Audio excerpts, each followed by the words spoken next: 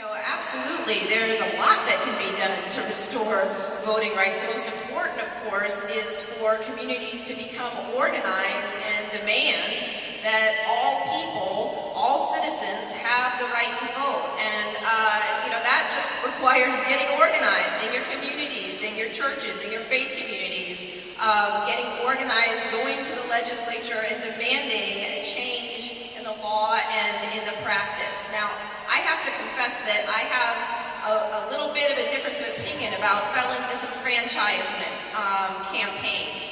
I believe prisoners should have the right to vote. So I never think that a felon focusing just on restoring the rights of felons to vote goes nearly far enough. Here in the United States, we treat it as no big deal that prisoners don't have the right to vote. Like, well, yeah, they're in prison. I mean, what do you expect? Well, in other Western democracies, prisoners have the right to vote, and in fact, there are often voting drives conducted in prisons. The idea that, you just forfeit your citizenship, you no longer have a voice, you no longer matter, you are nothing to us once you are in prison, doesn't exist in many other Western democracies, and I don't think it should be something we buy into as well. So I support voting for all citizens, not just people who are, outside. And so for me, I'm hopeful that we'll see advocacy that goes beyond repeal of felon disenfranchisement laws and advocacy for the right to vote for all citizens, no matter who you are or whether you're behind bars or not.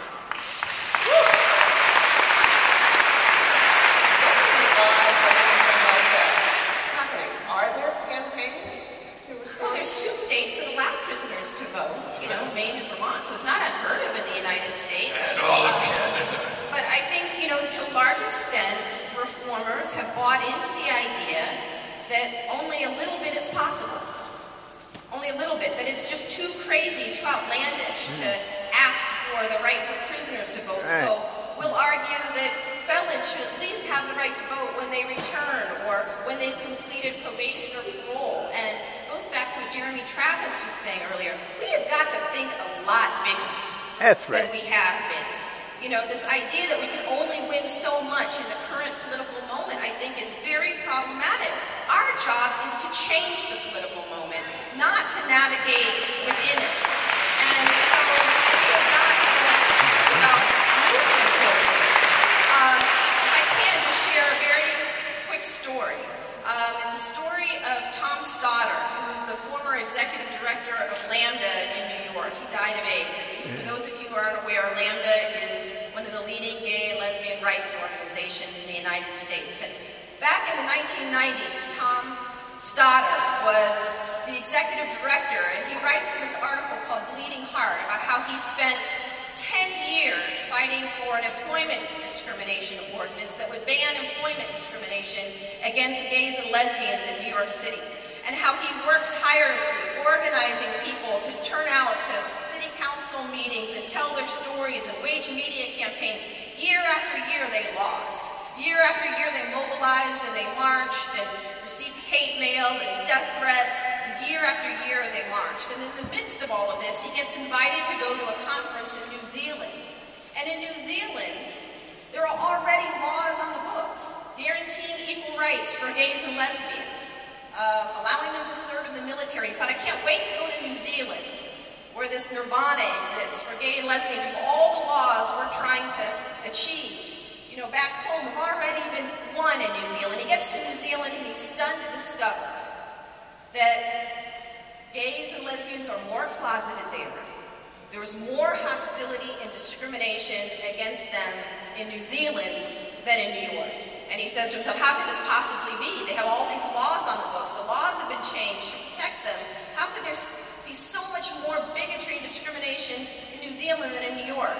And the article goes on to explain that what he comes to learn is that the rules and laws have been changed by the path of least resistance. They've been changed in closed-door meetings, without any advocacy, without any movement, without any protest, without ever engaging the public in a big fight about whether they were truly entitled to equal treatment and basic dignity and civil rights. So he goes on to explain that if what you're trying to get is just mere rule changes, well, then go ahead and file your lawsuit and have your closed-door meetings with legislators, by all means. But if what you're trying to achieve is a cultural transformation, then the path of least resistance is not the path to take.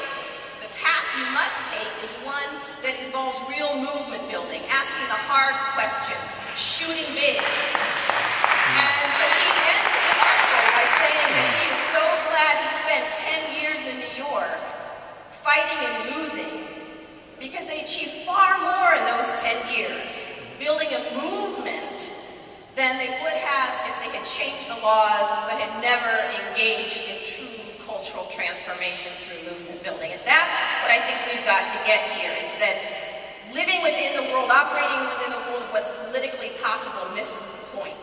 We have got to engage in the work of movement building, which means defining big goals and doing whatever it takes to get there, even if it means losing for a while.